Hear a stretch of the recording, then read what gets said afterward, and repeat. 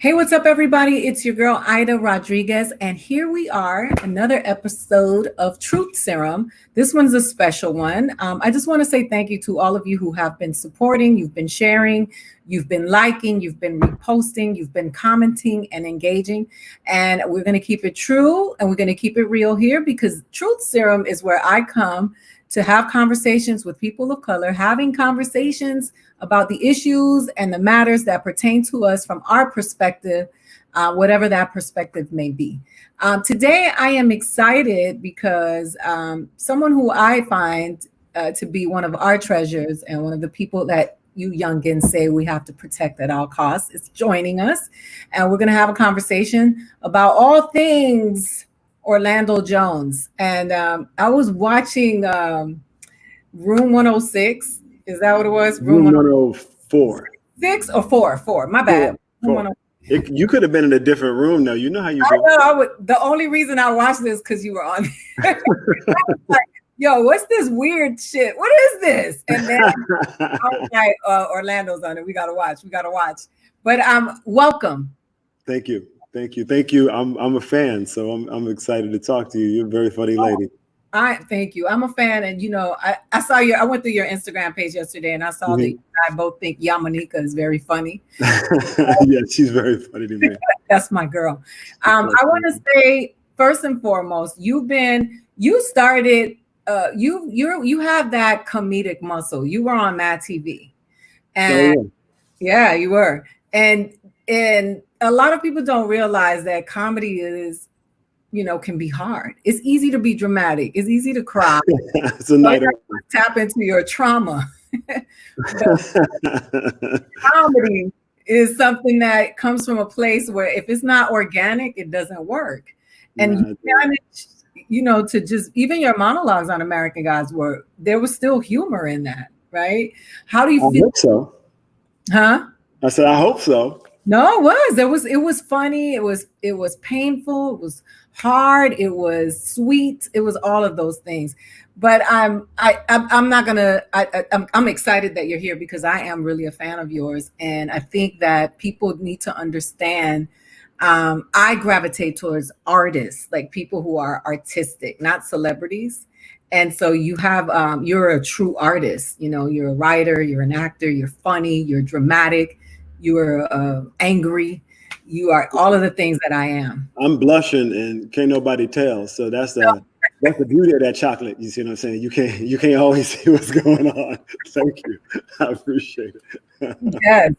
And you were the 7-Up man as well. So I'm running instead of reading your Wikipedia and your bio or IMDb, I'm just going to the things that I remember because the man that was the 7-Up man before you was Jeffrey Holder.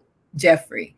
And an amazing artist, Boomerang. Yes. And then you came along and made it your own.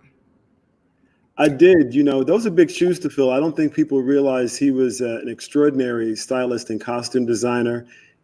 He was one of the people responsible for The Wiz and the look and feel of that epic musical. I mean, he was an incredible singer, an incredible dancer, and he didn't get the same opportunities I got in Hollywood. So people know him as the uncool guy, but that charisma that he was able to exhibit in the way he got that job after not having a resume that most people would even respect was because it was a testament to the artist that he was. And so I was really honored to step into his shoes, but I always feel bad when people think of him that way because, he's in the Nina Simone category of true artists that, pioneered before I ever got here. So I really like to respect them and their work and the fights and battles that they took for me to be able to be as successful as I've been. It's not without them, that's for sure. So tell us where you came from before all of this Hollywood stuff came about. What were the beginnings like for you? I'm Southern. I call myself a country boy because I'm from the deep South.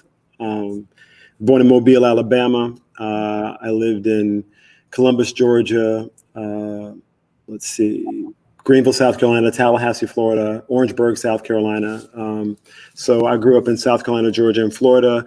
My father was a professional athlete and baseball player, and then became a coach, and has coached collegiate basketball for 30 years. And my mother was a librarian, and then she became promotion manager of one of the largest NBC affiliates on the East Coast, and in Greenville, South Carolina, covering a 3-state area, basically. So she was the person who wrote the charter for the FCC to give them their broadcast license. She did all the community-based shows, produced them. She created the Jefferson Awards. So, I grew up in the shadow of those two people. I had extraordinary parents. I won the parents' lottery, to be honest with you.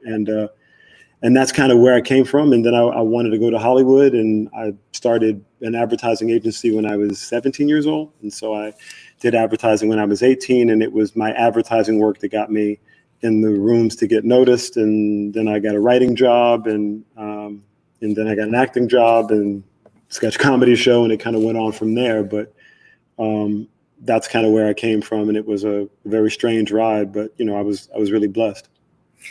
When you talk about, you've been doing a lot of interviews. I saw you on Karen Hunter, who's also my girl. Mm-hmm. And you think about your journey in Hollywood. And so when it comes to people of color, we are in spite of, whereas so many people have the opportunities because they have the cousins and the uncles, they have the skin tone. How do you think that your trajectory was affected in terms of your being a Black man in Hollywood? Because you are an unapologetic Black man, and you're not what they call non-threatening. It's so funny to hear you say that, because I think the entire first half of my career, I was thought of as the epitome of non-threatening. No. I mean, truly, like, I have friends that say that to me, like, somebody's mad. Like, what are they talking about? Like, and I'm talking, white friends of mine who are perplexed, having known me for 25 years, that anyone would categorize me the way, as, that way. It's amazing to me. Listen, this is what I'll say. I'm a direct benefit of some very specific parties that people have very differing opinions about. So my opportunity was a direct result of Bill Cosby, no question. Right. It was also a direct result of him empowering a particular African-American woman, Susan Fales, who was the person, along with Deborah All. Those two women made the decision to hire me, a Black woman and a wonderful, wonderful woman who happens to be of Jewish faith from Detroit. But those two ladies are the people that gave me my first break. So I got empowered by two women. I was in a room that was run by women. I was taught to write by a group of extraordinary women in Hollywood, and that's been my trajectory. So, but I also grew up at the foot of a lot of Black women, with them experiencing what they're experiencing and me being the invisible Black boy next to them. So my perspective coming into Hollywood wasn't such a jumble, because it was, Yvette Lee Bowser and Susan Fales and, and a group of also a lot of Jewish men, Gary Miller and Joe Fish and all these guys who took me under their wing, but I was still invisible. I wasn't threatening. I was a kid. So people were trying to help me more than anything else. And I was smart enough to work hard and keep my mouth shut, because I was told to shut up. So nobody minced words. I think the first joke I pitched in the room at a different world, I think it might have been Gary Miller. Gary Miller looked over, as calm as you please, by the way. And he said, "What you want to do, peddle that joke door to door with a fucking manual?" Okay.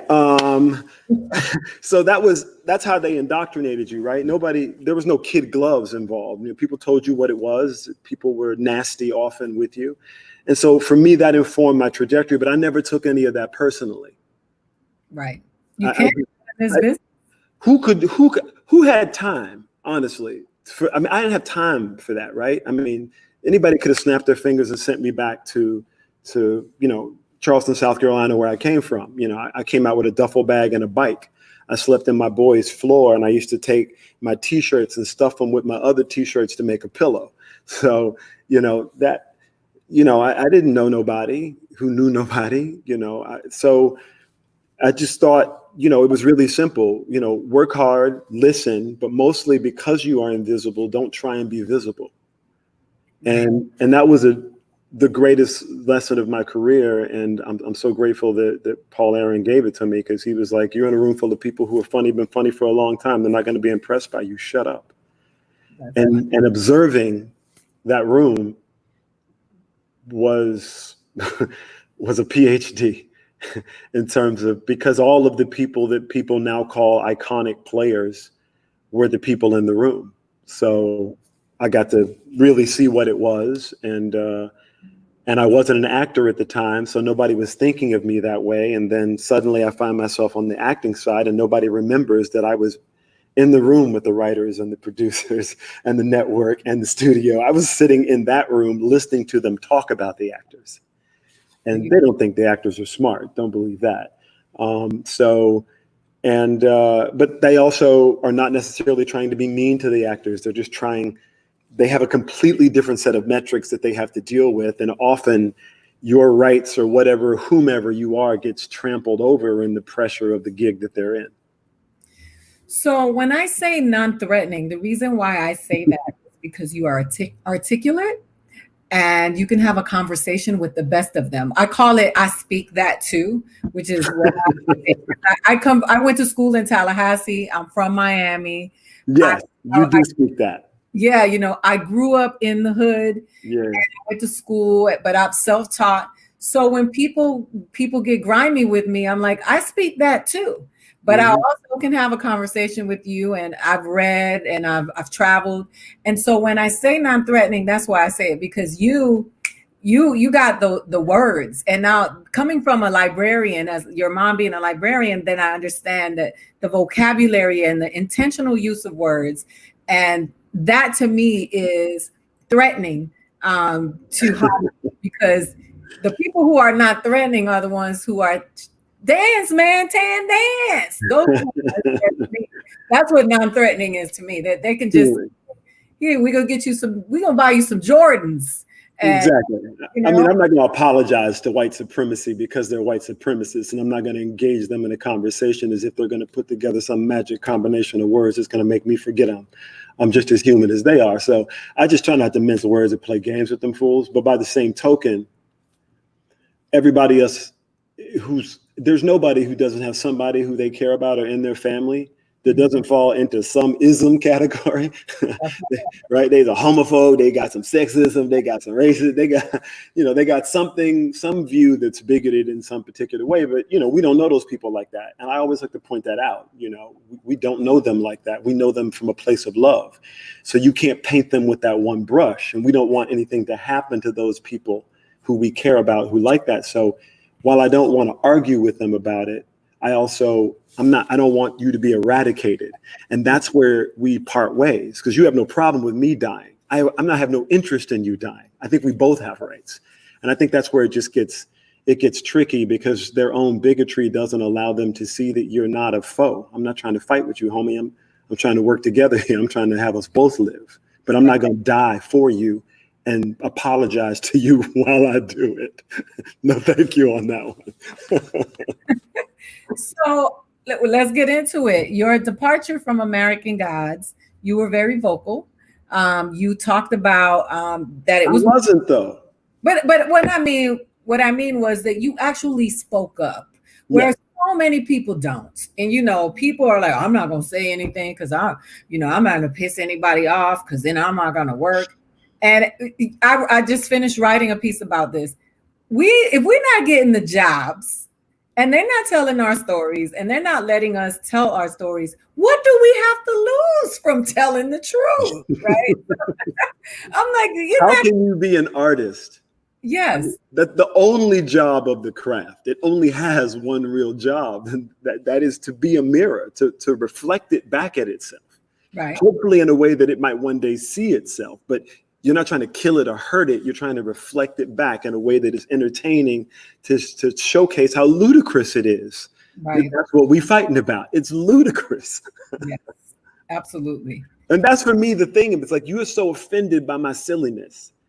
Right. So you're offended if I'm serious, you're offended if I'm not serious, you're offended if I'm talking, you're offended if I'm quiet, you're offended if I'm dying.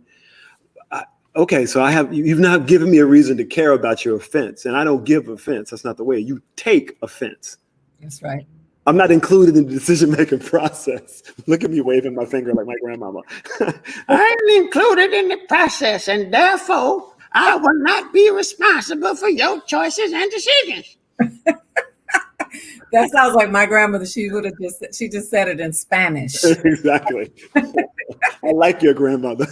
Yeah, she's still with me. So you were instrumental. You wrote those monologues. You were in the writer's room. I wrote one of them. The first one was written, and I love pointing this out to people because it really does speak to my point. Brian Fuller and Michael Green wrote the monologue on the slave ship. That is, every one of their words, I did not change a single word. All I did was try and bring it to life in the way that I felt it and in the way I thought that character should come to life. But those were their words. You did that, though. You did that. And so did they. Right. They handed me that material. And that spoke to those two men and their character and the time and energy they put into not only trying to understand, but realizing some parts that they couldn't and spending a lot of time talking to people of color to make sure they got it right, right? Brian Fuller is a gay man who's had to fight his entire career. People accuse him of being fired off a show immediately after a year or two because he's so difficult. No, that's not it. He's an artist. His work is beautiful. His Pushing Daisies is beautiful. His Dead Girl work is unprecedented. He's a lovely human being, as is Michael Green, both of which have been prolific award-winning writers. But I like to point out two white men wrote that. Right, right. Okay?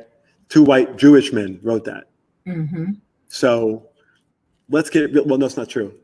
Brian Fuller, I believe, is Irish. I don't think but Michael Green is a man of Jewish faith. I love these two men dearly.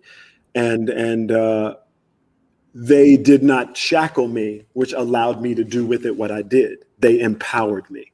Right. They did the thing that people say white men don't do, but those two white men did do that, right? So that's where it gets a little tricky. My treatment after they left was ludicrous. It made no sense, primarily because it didn't make business sense for them. No matter what you thought of me or didn't think of me, firing me didn't make business sense for you. That was crazy. It only hurt you. So the question becomes, then why did you do it? Because you had to do it in spite of that. It had to be so upsetting. My existence had to be so offensive to you that you would forego the money and the gains that came from it just to make a point.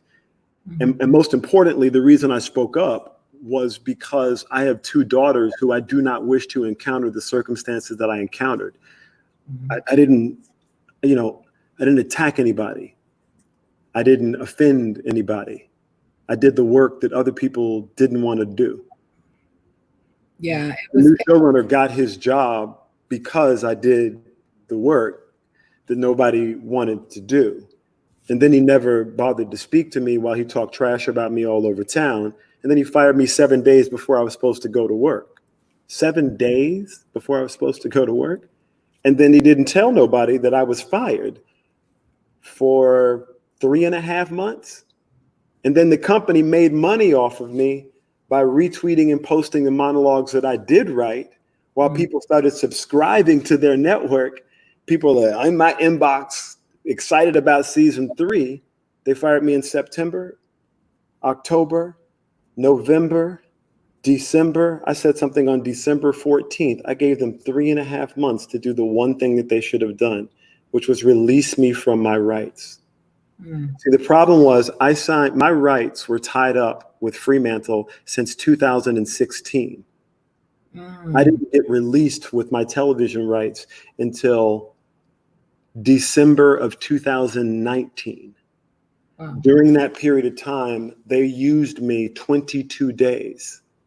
They held me for 3.5 seasons of work. 3.5 seasons of work, but only paid me for 1. And I did the job of actor, writer, producer, cleaning up other producers' mess. You paid all the other people and sent them home. You fought me about doing it. You disrespected me while I did it. I didn't argue with you about any of it. I just tried to get the work done. You applauded the work. You picked up the show again, and then you fire me 7 days before I'm going to work. And you say it has nothing to do with race, but you tell people my character is the wrong character for Black America. And you put me in the position of having to call your ass out. And then you tell me I played the race card. And I'll shut up because I really want to hear another question. But this is what I think about the race card. I want you to keep talking. How can I play the race card? Was it like I had gloves on and a bag over my head and you had no idea I was Black, and then all of a sudden you said something and I went, ha ha, race card, ace. Didn't see that coming, didn't take these gloves off. Look at this right here. Forget about it. What were you talking about? You knew who I was when you hired me. That's right. You know what you hired me to do. You approved the words angry gets shit done. Brian Fuller and Michael Green wrote those words. Season 2 is me. Me and Rodney Barnes throughout a huge section of that season, cleaning up the messes there were. But Mr. Nancy, that's me and Rodney Barnes. So that's what it is. I mean, I don't know. For me, it's so crazy that you would say I'm playing the race card. It was even crazier to have my own castmate come at me like that's what I was doing. And I'm like, that's a term white people use. That's right. Let me rephrase that. That's not fair to white people. That's a term racists use. That's right. Racists use that term to say you tricked them. What, I sprung my Blackness on you? I didn't trick you. You knew the entire time. You did what you did because you thought you could do it. That's why you did it. You knew you could get away with it. That's the other reason you did it. And you had no remorse about it. You did it to be nasty. That's why you did it. Because see, you did it because of my race. You didn't do it because of who I am. You did it because of your issues and your problems. And then you tried to pin it back on me because why wouldn't you pin it on me? You don't care nothing about me. I'm a second-class citizen. So all of your behavior is consistent. And you mad. I don't know why you so mad, but you real mad. But all I did was make you a whole lot of money. Right. Just for a bunch of racists to look at me sideways and act as if, one, I was compensated fairly for the amount of money I made them, or I was treated fairly or equitably for the amount of money I made them. And for those things, I'm not apologizing. And I'm not going to try and leave these circumstances to my daughters or anyone's daughters up to come up to, because I'm a man. So I consider myself having got it good. If I'd been a woman, they might have tried to rape me in the fucking process, because those are the characters of the individuals that I'm dealing with. They are truly nasty. Now, that is not a denigration of all white people, because all white people are not fairly represented by these individuals. But these particular individuals are accurately called what they are. They are bigots, and they're nasty, and they do it for no reason at all except they can. And it has nothing to do with money. It has to do with privilege and power. And for me, you know, I got to do the character I wanted to do. I got to bring it to life the way I wanted to bring to life. And I let the people speak for how they feel or didn't feel about that. I didn't do it for them, so I'm not mad at them. Their problem is business. You owe me money. That's our problem. Until you pay me my money, I'm going to have a problem with you, as you would have a problem with me had I delivered a lesser service than what you paid me for. That's right. This is business. This is all it is. So stop acting like it's personal. I'm emotional like it's the first time somebody has been racist to me. Are you joking right now? I don't care about that. I'm good. I don't care if you call me the N-word. It don't much matter to me one way or another. But you ain't gonna take money out of the future of my. You ain't gonna treat me like a second-class citizen anymore. Thank you for it. Fuck that. I'm right there with you. Like you said, straight from my soul. Angry does get shit done, right? Doesn't it? Done in the last couple of months. Had Angry not shown up in Minnesota, we would not have seen arrests. You know, what did it in the first place? Absolutely. That's the part that seems to get pulled out of this. It was anger that did this in the first place. We weren't put here lovingly. We were put here angrily. Mm-hmm. So we have suffered. We have been traumatized under that angry tone. And then they put a system in place to reinforce that tone, to make sure that your treatment was a little worse than regular treatment just because. You can't own a gun because why would you need to own a gun? Are you serious? I'm afraid of you. I'm afraid of you. I'm afraid of you because I've treated you so badly. You have no reason to treat me equitably, so I fear retribution for my own actions. We have tried to meet that with every sort of peaceful, loving, come around here, my Lord, resistance we could, with our faith, with our tenacity. And that's, when I say we, I mean disabled people, LGBTQ plus 2S people, two-spirited individuals, Native Americans, Latinos, who I hate to group, Mexicans, Colombians, Brazilians, Puerto Ricans, I say like all of, okay? And also people who were white who didn't have the means to look like the other people, the white trash, the ones that came from people who were in prison or whatnot. We all got lumped into the same category with varying levels of discrimination that are delivered upon us, even if you just fat. That's right. So it's a thing, right? And when you say black, everybody's like black. But for me, I mean, no, it's all the same thing. It doesn't matter if you say sexism or blackism or water scarcity. It doesn't matter what the word is, or human suffering. It's all the same thing because it all affects the people with the same disproportionate nature. That's So. right. Right. So we're in the same boat. Like this parsing it out into categories, acting like we're different groups is anti-human. And that is, in fact, the problem. But I'm at the bottom of the totem pole because it gets handed out by virtue of shade. So because of the melanin, I have to yell hard for those who are the most in distress. And I don't consider myself the most in distress. It's Black women who are the most in distress, with so few Black men who will stand up for them. And I don't care if the Black man, like my ex-wife is a white lady. It's not about that. My mama and the women who raised me are Black. Fact. They're still alive. They are my soul and my heart. I live but for them. And I have 2 daughters. I don't care if sexism or women's suffrage ever wanted me. You got me either way it is. I'm fighting for my daughters, who look like the most human trafficked children in the world because they are the target. 8-year-old girls of that age, brown, because they can be indoctrinated into pretty much any system if you get them early enough. They're trafficking our children.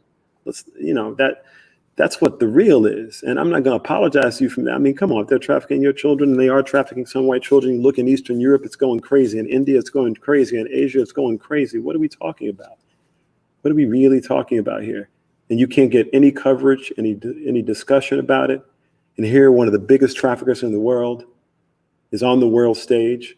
Jeffrey Epstein murders himself, and then his ace, his number 2, his homie, gets a heartfelt thanks from the President of the United States.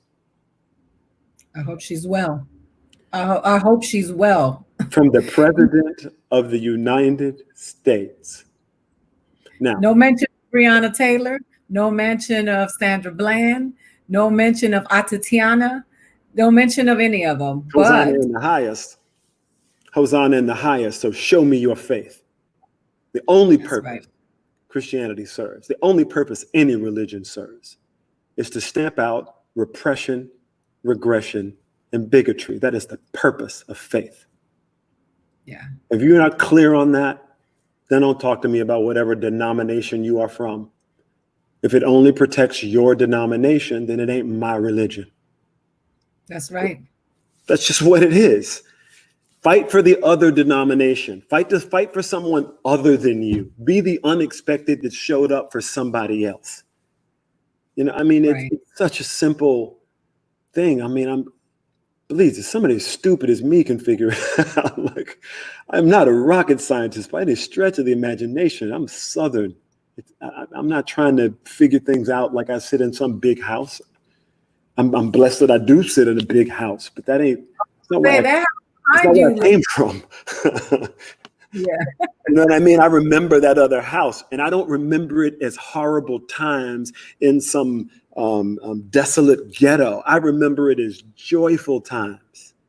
That's right. Beautiful times. I I don't know what this hood is that you keep talking about that's all murder and mayhem. That's not where my parents put me. That's right. I mean, we ain't had no money, but I wasn't in murder and mayhem. No, it's always the extremes that are always highlighted when it comes to us. And then their spectrum, they get to just be regular, normal people. Kevin Spacey in American Beauty is just an all-American dad. But we always are the extreme cases and the caricatures of our culture. Because I mean, I'm working on it now. The TV show that I'm working on is about my family. And the theme of my TV show is that I'm everything I am because they loved me. And those are the people that you may look down on, but you don't know where we come from. You don't know who we are and how we've had to overcome so much to create community and create what we have and family in spite of all of the things that have been thrown at us. Particularly if you only see us through our struggle. I mean, yes, you can't make us into victims. You're telling victim stories. Every story is about how we overcame some trauma. Some horrible trauma. That's a victim story. What about the hero story? Yeah. I mean, the hero story is a beautiful story. It's Disney's entire business. If you look at the formula, there's always a hero, an underdog who has to overcome an obstacle. And then in the course of overcoming that obstacle, that hero goes on to transcend, right? It's an uplifting, inspirational story, yet so few characters of color or women, aside from princesses, most of which happen to be of European descent, are the stories that they tell. They seem to struggle to tell any other type of story because they only see us as victims. Right. So we get The Princess and the Frog and a halt. Moana, stop. Lilo and Stitch, that was an acquisition. You can't claim that one. Help me. No one who looks like me that I can think of. So few of so many varieties. I'd love to see a disabled hero. I don't know why being disabled, that's 20% of the country. You think those people are somehow not normal because it's not your normal? You that's can't right. hire an able-bodied person to play that role. So hold on.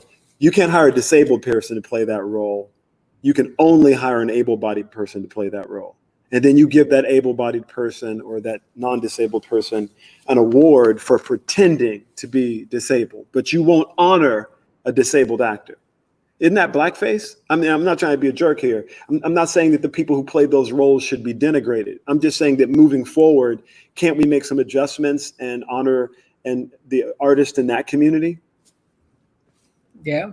I'm not trying to be a dick here. I'm not looking backwards, trying to point the finger. I'm looking forward, asking what I believe is a fair question. I don't understand. I just don't understand. I understand why it is the way that it is. I understand that the Gills are overwhelmingly white. I understand that that's because those are the people who had those opportunities at that time. It's not the Gills' fault per se. I understand that less than 5% of the Guild works. I understand if you're not in the Guild, you can't participate in the big machine.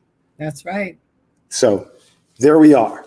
There we are at the crossroads of what needs to happen, what memberships need to grow, how those memberships need to grow, and how those companies need to do that, right? By empowering those storytellers. But how do you empower those storytellers if they're not Guild members? Wait, you mean that if the Guild signatory, like the studio, hired the person, they could make them a Guild member by making them Guild eligible? That is a that's a good, somebody should do that. That's so your work in American Gods spoke to the people, right? And all of them, not just Black people were moved by that, because, people will say that, well, Black people were, incited.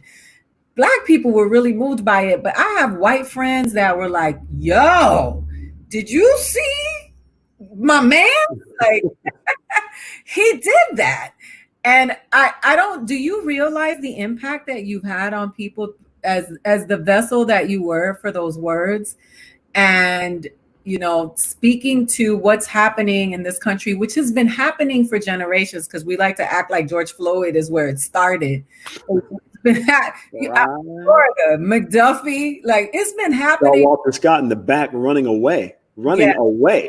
Yes, in the back. So when do you feel that was such a, I mean, it's history for people of color. Like, to see a character on television speaking power to the establishment. I don't like to say truth to power, because I was schooled that we are the power.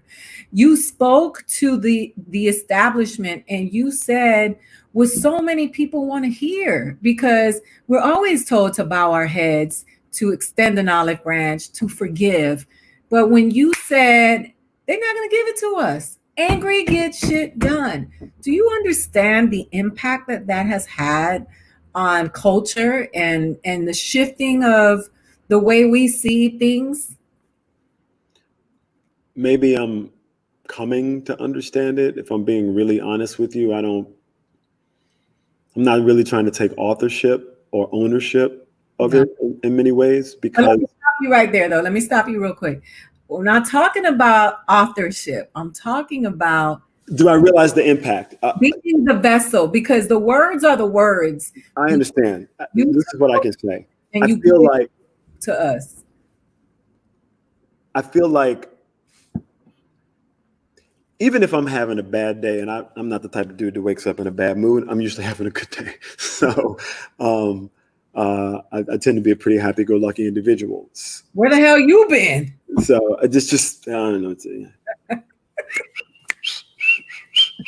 I'm not whistling Andy Griffith badly.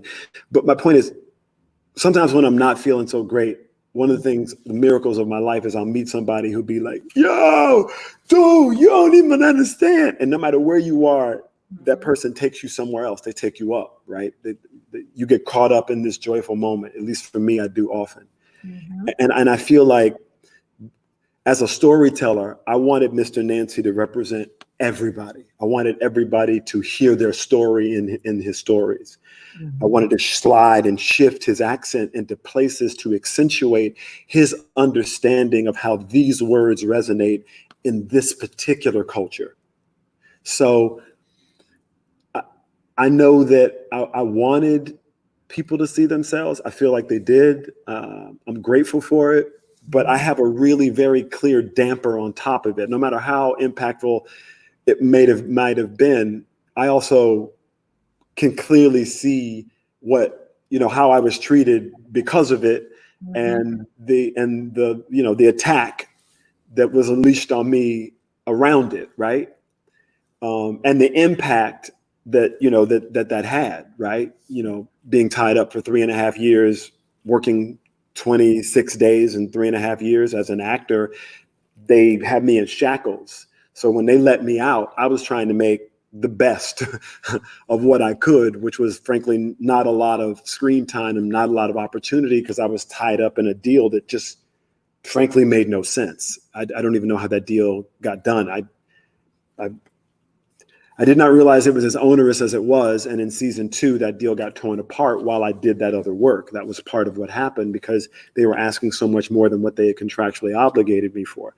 But I did the work anyway, because as an artist, I felt it was important to tell our story. And when I say our story, I meant a story that was authentically Black, but also a story that was authentically universal. And it is the point of view, the world view, that our stories are colorized by our color and can't be universal. I wanted Mr. Nancy, something so inauthentic, so unapologetically Black, to be universal, because then you could never say that anymore. That's right. You could never, it's too Black, white people are going to get it. Okay, but if they understand Mr. Nancy, I apologize, you were dead wrong. That's right. And you've never done him before. He's never showed up before. And he did it within the confines of the mythology of his character. He is a character from the Ashanti people of Ghana. The Ashanti people of Ghana are a matriarchy. They do not believe that men can rule. Ashe. I'm sorry? I just said Jay. Yes, right? His mother, Anansi's mother. Anansi's mother is the goddess of goddesses, Asaseya. His father is the sky god, the king of gods. He was born into a situation where the king of gods was not in charge, but the goddess of goddesses was. So his role was about putting Bilquis back where she belonged. Right. Everyone jumps over that part. It was about restoring Bilquis to power. The end of season 1 is about get yourself a queen. The speech in the funeral home is about trying to get the queen to understand that they're killing our queens, and her wishy-washiness by being with the new gods and the old gods and trying to be neutral as the goddess of love, that love is killing us. Mm-hmm. That's the brutality of the thing. He could care less about death. Nancy is there to embarrass death. He's there to shame death. He's only there long enough to know that death wants Bilquis because that's Ibis, and to shame that fool, take her away from him, arrest the narrative, and empower her. That's Nancy. That's what scared to death everybody was so frightened of. And so I'm grateful for that. In fact, I'm really happy in an episode, I think it's 206. It's the 1940s episode when Mr. Nancy encounters Donar, who is Thor. Mm-hmm. He tells his origin story in that episode to Thor, trying to empower Thor to understand how important integrity is. Right. And for him to stand up for himself and to stop giving away his value, stop giving away his power. And he's telling that message to, a Thor who happens to be a part of the LGBTQ plus community. But he's telling him, stop giving away your worship, boy. And he tells him that by telling the error of the mistake that he made as a Nancy. And I'm grateful. I'm proud of that work. I'm proud of those stories, and I'm proud that they resonated. Listen, if they inspired somebody, thank you. And thank you for inspiring me to write it. It's a reciprocal process. We share it together, and I'm happy about it. But by the same token, I feel like I'm failing as an artist because my hands are tied and people are suffering, and just trying to give them a way to take a break. And I wish I could do more to transport them somewhere else, and have people feel seen and heard while they're scared for their lives. So that brings me to the thought that when people don't undermine the arts, especially in moments like this, they idolize Charlie Chaplin for being Charlie Chaplin in a time where he was bringing escapism and bringing, just entertainment, art, and joy to the people in a time when America was and the world was not at its best. Right now, we can say the same thing because I consider this our dark ages. There is, I always think Donald Trump doesn't realize that it's not the dumb people who write the history books. You got to get some smart friends. Like, you have to stop with the anti-intellectualism because the ones who document history are of that ilk.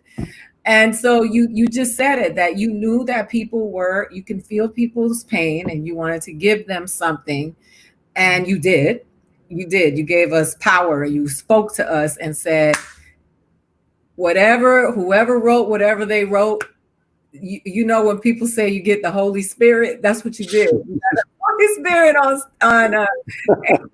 Well, Nancy's a storyteller, man. If he don't tell the story with passion, ain't nobody gonna tell it with passion. And he likes to walk you through the woods, with his stories. He likes you to smell the branches and feel the breeze. And it's fun to play a storyteller like that. I mean, he's from my childhood. You understand? Like, I wanted to play that character my entire life. You know what I mean? Is that right? Yeah. And so when you what are you thinking about creating in the future by way of your own words? Because you are powerful as a writer. Some of us write and some of us write. And you like you really you get into it, they'll the game. They'll put you Yeah, in I the know room, that. you throw a couple of punches here and there and you get a writer's credit. But there are some people who are really putting, the pen to the soul is coming through the pen, and those writers, and you're one of those people. So what are you thinking about creating for us now? Because you set the world ablaze with this, and now we expect more from you.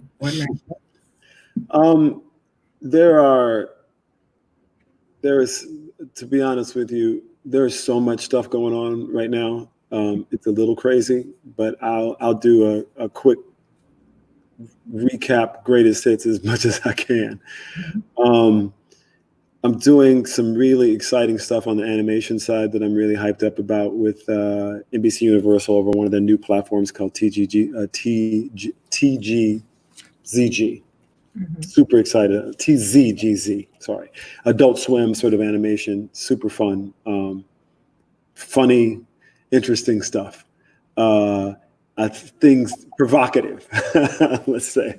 I'm doing some really fun stuff over at Sci-Fi Wire in the same space. I think fandom's an incredible space. I think there are so many powerful voices in fandom.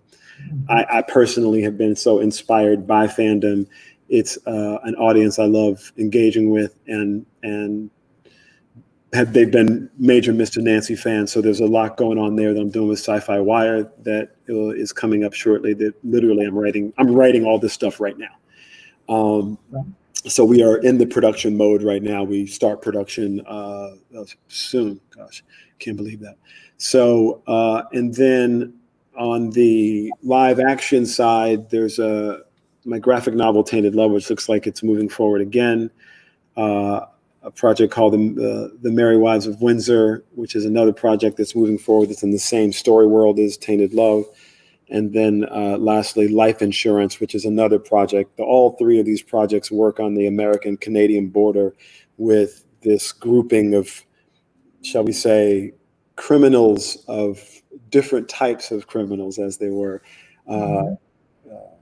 that use the border to broker.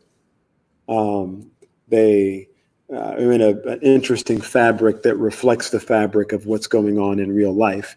And you meet the real life characters who are, shall we say, the superheroes in this world.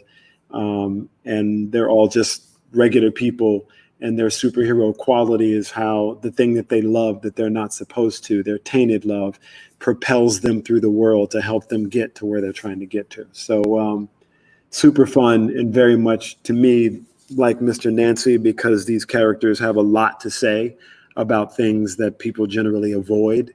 They run towards the more difficult subjects, primarily because the more difficult subjects are their loves, and they're not about to give them up to you. So it was a way to really have those characters speak with passion and authenticity, but then be faced with another character who ain't about to back down from nothing you said, who's going to speak with the same passion and authenticity. And that just seemed like an exciting world to play within that turned a lot of tropes on their head. And it's the kind of work that I like to do. It's the kind of work that we're doing in Gods. And then lastly, I'm excited about The Good Lord Bird. It's coming out on Showtime, I believe, in October. It's based on the James McBride award-winning book of the same title, The Good Lord Bird. It tells the story of a little kid named Onion, who was emancipated by a white abolitionist named John Brown. If you care to Google, John Brown is a true-to-life American figure and hero. He was a white man who believed that slavery should be abolished. So much so, wherever he went, he took his gun and he murdered anybody who held captives and freed those captives on the spot.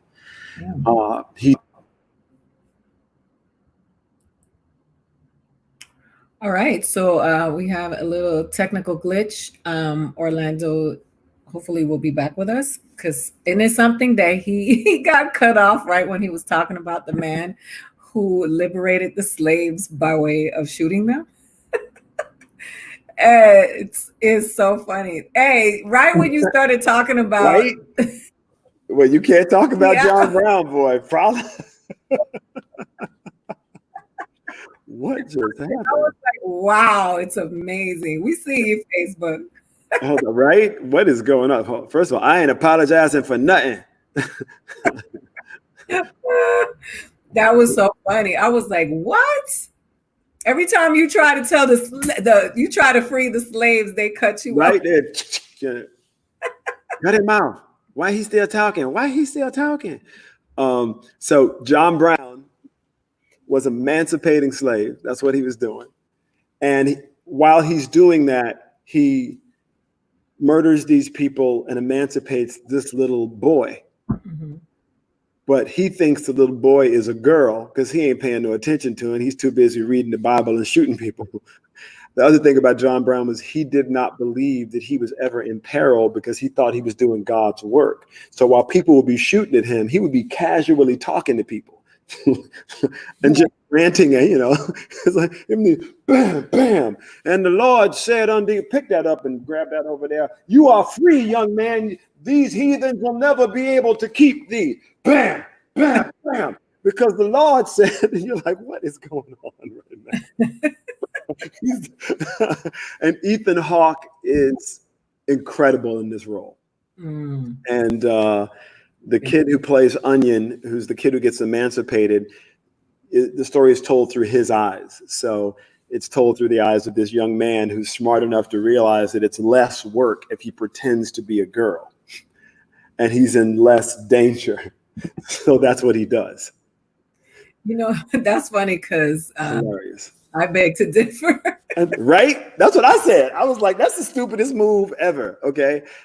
No, I disagree with Onion, but that's what he thought. That was his mindset, just because it was less labor work. He could be in the kitchen hanging around, just because of the roles prescribed by gender at the time. So, yeah, it's a fun story. I'm excited about that one. I play a character that I really love called the Railman.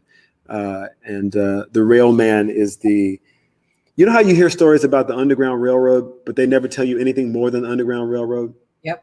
And then you hear stories about people sending letters and how long it took to get letters, but you don't really understand anything more like how did word of mouth work? Right. So that's what I loved about the Railman, because the Railman was the guy who really ran the railroad. And he was friends with the mayor, and the white mayor. He saw him as a good man and as a just man who was helping him and his family, but they had sold off all of his family. And he had enough money to buy 3 back, and he needed the money to buy the last one back.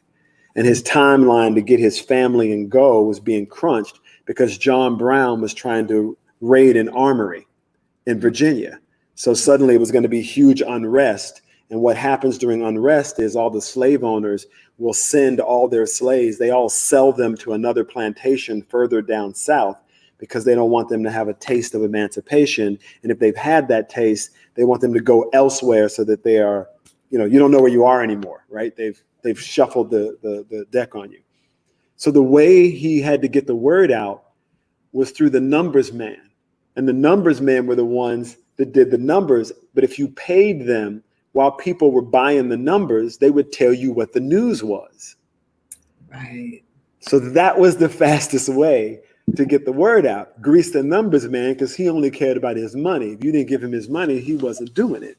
And then by doing that, you could get the message out up north so that free blacks up north could come down, take up arms at the armory, and create a stronghold to fight against slavery in the South by John Brown taking the armory. But it's the lesson of how information was transferred. It's the complication of relationships to understand that there were white people in that community who didn't believe in what was going on and did what they could and understood and were a part of the Underground Railroad, and how they really fit into the system. And hearing about that, seeing that, and being able to bring that to life in this type of piece, for me was exciting because I'd just never seen it on screen before. Mm-hmm. And to also play the type of character who is functioning in that system. Mm-hmm. He got a roll of keys because he's in charge, not because he's a minion. He is actively taking on the system to free his family. He is nobody's victim. Just to see that character during that time, I hadn't seen before. So I was excited to play him and excited to, for me anyway, those are the type of characters I want to bring to life. And I really want to do Ted Patrick, Oliver Tambo. Again, I did him in Mediba, but I really want to tell Oliver Tambo's story. I really want to tell Curt Flood's story. Curt Flood's the man who created free agency in sports. And then number one on my list is James Baldwin. That is really where a lot of my focus is right now. I was going to ask you that. You gave it to me because we're on that same frequency. So let me ask you this. How do you see, one of the things that we talk about here is everyone who's come from Charlemagne to Killer Mike, we always talk about solutions. How do you see Hollywood? People ask me all the time, how could I focus on Hollywood when so many things are happening in the world? And I try to explain to people, I'm a creature of metaphysics, understanding how images affect the way we see ourselves and others see us, how important it is to our humanity as people of color when they put out images of us as fully realized human beings. And so I ask you, how do you feel that Hollywood can participate in its part in supporting white supremacy? And I know, the answers usually are we need more writers, but there's a big responsibility there because the children are always watching. So I wanted to know what you thought from your perspective. How do we participate in the solution of helping? Because I'm not a civil rights leader. There are people doing that every day on the ground, and they don't get the credit. I'm not an attorney. I'm an artist. I'm a writer. I'm creating stories, and I want to honor us. And when I tell our stories, how do we participate in the solution, in liberating ourselves as well? Look, I think it's really it's what's in your local community. I think you have to look to what's directly around you, to what you can affect, to what you can put your hands on right now. And that's for me where it starts. I think we have to stop looking to institutions to try and solve these problems. That's not even their role. They're businesses. They're just trying to make money. When it's good for business, they'll do it. And if they don't do it, then somebody else will create a business and they'll be out of business. That's that's the way the system works. So I think that for me anyway, storytellers telling and bringing stories to life in their immediate community that can affect the lives of children is powerful. So your city council meeting is a powerful thing. It generally lacks storytellers. One of the most painful thing ever is listening to public politicians trying to tell a story. Oh my goodness. It's horrible. Yeah. It's just painful. And often the story gets missed in all the pomp and circumstance and the, hey, look at me, I'm important. It's, artists have a crucial role in helping disseminate information. And so that means aligning with the correct information is also really key. And separating the difference between science and belief is also very, very key.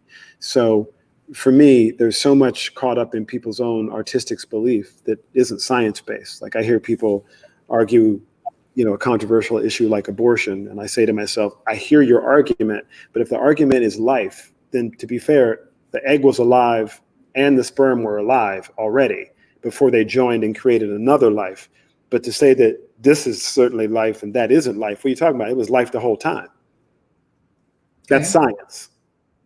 That's not religion. And you can't use religion to answer a science question or science to answer a religious question. You can't do that. Those are apples and oranges. We can't, that's not the way it works.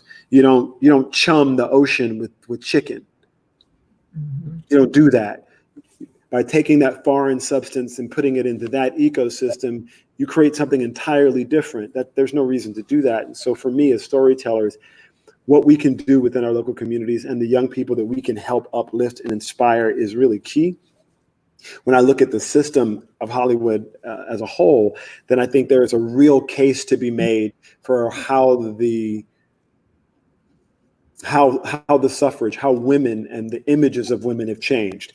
We are far distance away from "to the moon, Alice" in the 50s, where a punchline was, I might punch my wife because she's so on my nerves. Mm-hmm. So we're away from that narrative. We're away from the images of Ronald Reagan smacking women, the images of Raging Bull when an Oscar nomination comes from that man's violent scene of domestic abuse with his wife. So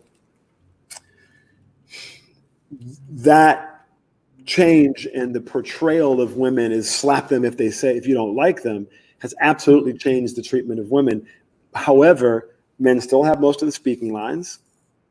Women of color are by and large only the best read, with no love interest. Love between people of color or between any interesting configuration except the pre-prescribed what's already been done before is shunned and ran from. I mean, so we're just simply not seeing representation, but we're not seeing it. It's beyond black or white. We're not even seeing clear representations of white. We're just seeing the same ones over and over again. We're not seeing the lack on black is it's a lack in so many different ways. And so I think that when we say diversity, I think we have to get away from this notion that we're talking about one thing. You know what I mean? And that's where I believe Hollywood is most broken. And then lastly, I say to consumers, support artists like Aida. If that's what you really want to do, then support those artists who tell those types of stories that empower you and make you feel that way. And by doing so, you'll get more. But if you lift up the wrong thing, they'll continue to make the wrong thing.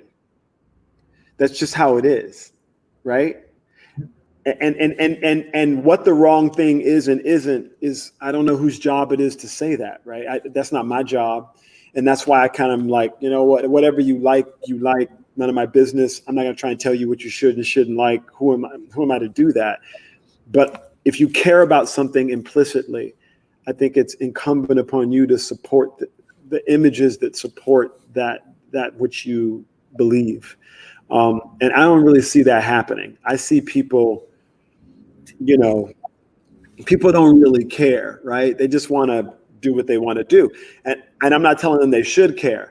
I'm telling them, stop bitching because you don't really care. So let it be what it is. I mean, you don't have to pretend you care just to make me feel good. I'm okay with you not caring. I'm still going to do what I'm going to do anyway. Like, we don't need to play these games with each other. And frankly, I feel like most people are just playing games. They're giving lip service. They're doing the popular thing. They don't want to get shunned. They don't want somebody to dislike them. I think most of them are just insecure and following and don't really care. But those of us who really do care, apathy is our problem. And let me raise my hand.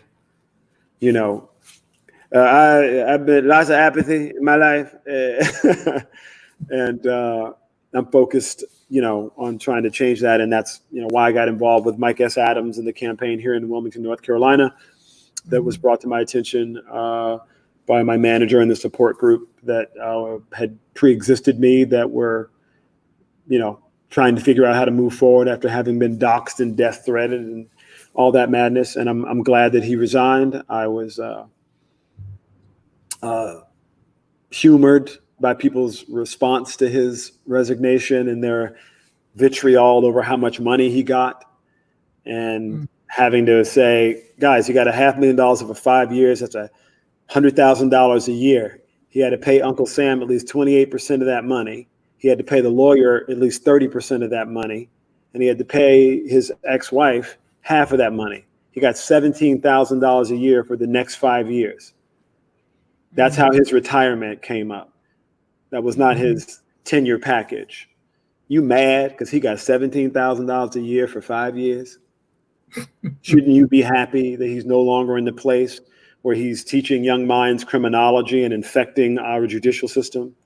Yeah. Shouldn't you be happy that he can't go after any more, lesbian, gay, queer, bi, two-spirit students, trans? He can no longer launch his non-binary war and preach white supremacy on the scale that he was previously doing. That you're not going to celebrate. You're going to get mad over some money stuff. You're just as bad as these people who only care about money. Like, what are we doing here? Let's stop pointing fingers at each other. Let's focus. And I feel like whomever those are of us that want to focus, let's focus. And those that are just talking, let's just ignore them. They are a distraction. They are. So a lot of people have been commenting that they can totally see you as James Baldwin. It's like 1, 2, 3, 4, 5, 6 comments that I can read right there saying Orlando favors Baldwin. Orlando is Baldwin. You are James Baldwin. I see it. I think that it's amazing to see that the frequency that I believe in that the people are right there with you. And I love Baldwin. I mean, I did my before I left school, the last big improvisational theater piece I did was Baldwin. Collected essays from the price of the ticket. I performed in a theater. I wrote that piece when I was 17. It was probably, I wrote a Baldwin piece while listening to Nina Simone, and I got to say probably that more than anything else, listening to those artists on a loop, and for me, they became so much of the foundation for what I think about and what I care about, and I was just beyond inspired by their work and their tenacity and their worldview and their compassion.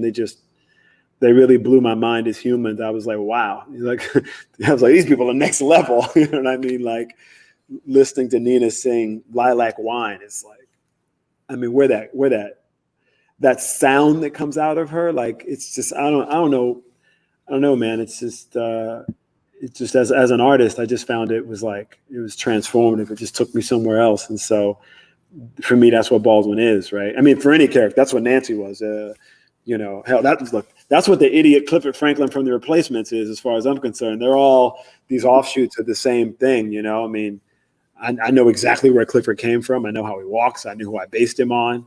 This guy named Tyrone, who was a mechanic in Gettysville, South Carolina, who used to not have a suitcase, but he used to wrap a box up with twine.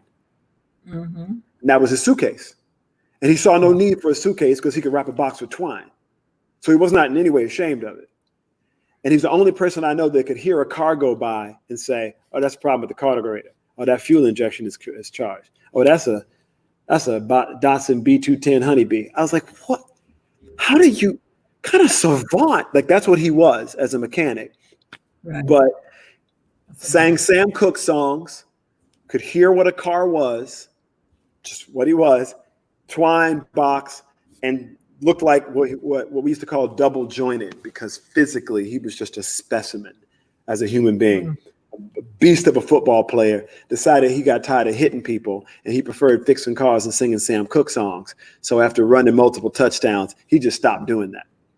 So I was like, that guy, that's Clifford Franklin.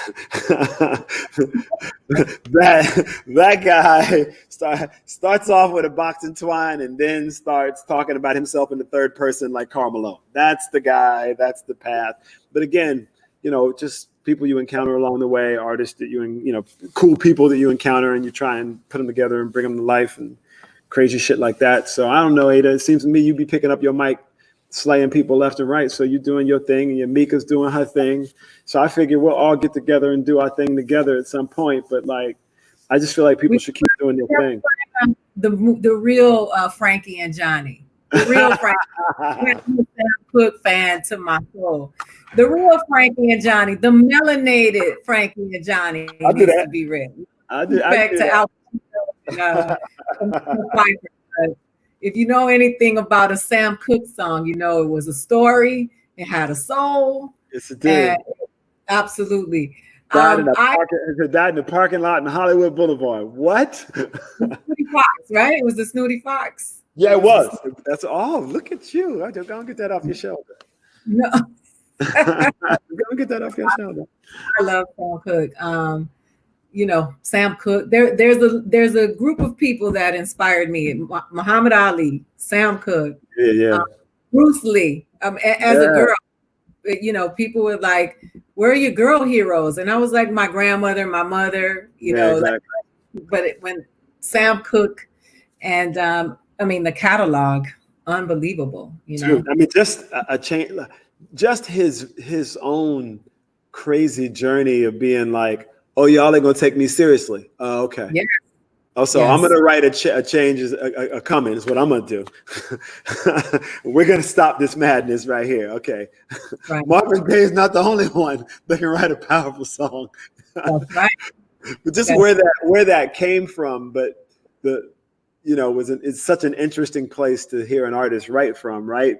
One feeling shunned, and then by the same token feeling like his people are in such pain and he's not doing enough, so he's failing them by doing this other thing. You know what I mean? Like that whole trajectory in his mind is a crazy story. I mean, it's a different story than what we hear about artists today, which is so singular focused on them and their fame and they're flossing, and it's a different metric of importance about what is important and what you should value. And it's a different, I guess, a different type of artistry. Not to denigrate it or look down my nose at it at all, because I think out of that also comes some powerful stuff. It's just different power coming from a different place. Yeah. Well, I want to say thank you for coming and talking to me.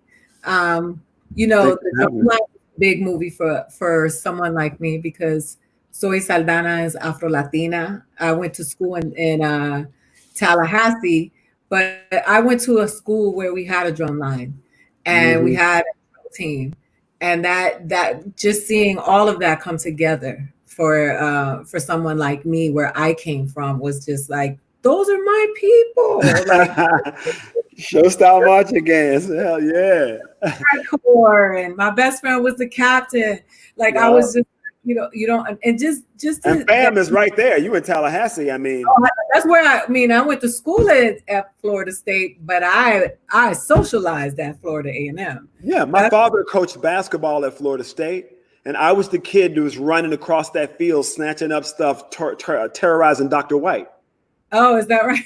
Yeah, I was there, literally. Yeah, absolutely. That's why I was like, no. I know what this is. Yeah, there was I told a story. I might have told it on Karen. I can't remember, but they were trying to get me to do a movie called Like Mike at the time, which is about Little Bow Wow. My boy Morris Chestnut ends up doing it. Does a wonderful job in the movie. But I was like, no, this is my childhood. Yeah. Show style marching. I'm like, what are you talking about? Like, I had to do that movie, and just to approach it with the musicianship of those guys, right? Because they're all Miles Davis in their minds, right? They're not messing around with the music, right? So, and so many iconic Isley Brothers, Commodore, all of the iconic bands came right out of those music programs, because you had to go to a black college, which meant you were in a show style marching band. I mean, it's.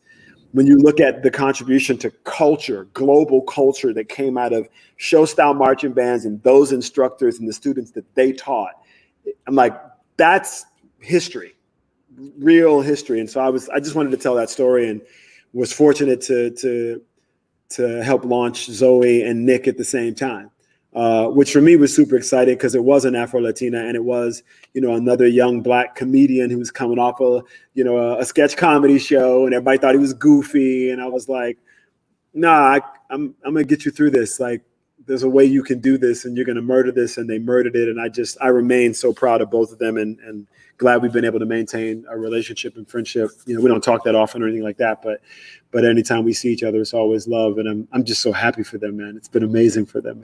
It makes me proud that it was, that to be so, to be there and to come do that movie, when nobody knew who they were. Yep. You know what I mean? And to encounter them doing the work, they can't, Zoe worked her butt off. That didn't come naturally to her. She worked really hard to nail, to get the moves. And I was just so proud of how hard she worked. And she was a sweetheart the whole time. And, Nick and I sat in the trailer, and he dreamt up stuff like Wildin' Out, So, what I mean? Which is why I was on the first episode. It was so incredible just to see those dreams come together at that time, and then see them go to where they are, man. It's been lovely. So love to Zoe and Nick, always. Oh, and to see you as well go where you've gone, and where you will continue to go, because now you owe us. Now yes, I'm gonna pay it. I'm gonna pay it. Us. And I want to say thank you for being here. I know that everyone is busy and everyone is going through stuff. So I really appreciate you and your support publicly as a comedian. You know, I'm a writer, I'm an actor, I am an artist. And a very talented one. No, thanks. But, you know, I really just respond to people who just walk the art, because we get so caught up in Hollywood with the celebrity stuff and the celebrity culture, and the art is so important. Yeah, that culture's stupid. I only care about the art. You deal with the culture as best you can, but the artist and artists like yourself and, you know, and Yamika, and I'm just like trying to be like, yo, like, just look over here for a second. You say you want something fresh. You say you want something new. Here's something fresh and new. So, you know what I mean? So, you know, serve it up, Chef Curry. There you go. The only thing I'm going to ask you is, look, and I like to put people on the line. I am shooting my special for HBO Max, and I will be shooting it in New York. Mm-hmm. And I expect to see all the faces of the people who I love to be in the house. Because for me, that's going to be tabernacle. I'll let your boy. I'm just letting you know. Listen, I know I've been put on notice. I ain't trying to get myself in some situation where I run up on you in the street and you whip my ass, because I ain't trying to get embarrassed by you. I understand I'm not going to win that fight, because I understand. Nah, so I'll be where I'm supposed to be. I don't put my hands on the kings. My grandmother did it enough for me. But I do say, you know, you gave props to James Baldwin, you gave props to Nina Simone, you gave props to Sam Cooke. Those are the people that came before us. Just know that to the young people who are coming after us, you are there, Sam Cooke. You represent that. And looking at these comments and seeing the way people have responded to you, not just today, people who don't want to watch the show anymore, who will not support it for you not being there, just know it is important for us to give our flowers to our people while they are here. And so you just got to receive it. You just got to let it land. Thank you. Got to let it land. It's hard for me, because I'm a fan and I like to not be separated from my people, but to say I feel honored is to, you know, not put it truthfully. I mean, I'm humble. So thank you. I'm just putting some respect on your name. Thank you for putting some respect on my name.